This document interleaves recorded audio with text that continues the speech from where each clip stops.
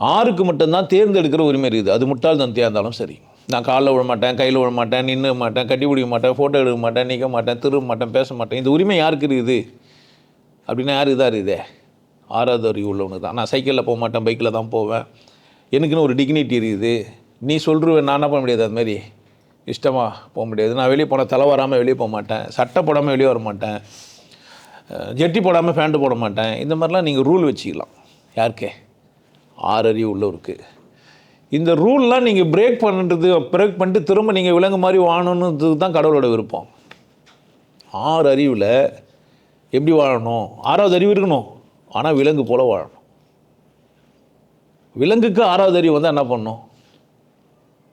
விலங்குக்கு 6வது அறிவு வந்துச்சு. 4 மான் வந்தால் தேர்ந்தெடுக்கும். இது கேட்டுமானு இனிமேல் பண்ணி இது இருக்க போகிறதில்ல, இதை சாப்பிட்டுக்கலாம், இது குட்டி போட போகுது, இது குட்டி போட்டுச்சுன்னா என்ன ஆகும்? இது ரெண்டும் வாலியமாக இருக்குது, இனப்பெருக்கம் செய்யும், செஞ்சு அது குட்டி போட்டு நம்ம காட்டில் மான்கள் வந்துன்னே இருக்கும். இதுக்கடுத்து நம்ம சாப்பிட்லாம். அதனால் என்ன பண்ணலாம்?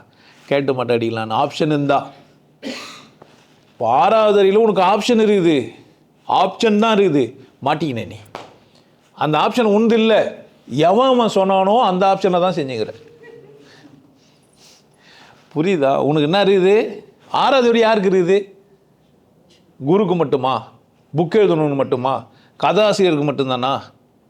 யாருன்னா ஒரு பெரிய அறிவாளிக்கு மட்டும்தானா? உனக்கு என்ன? கடவுள் உன்னை நேசி சொல்கிறாரு.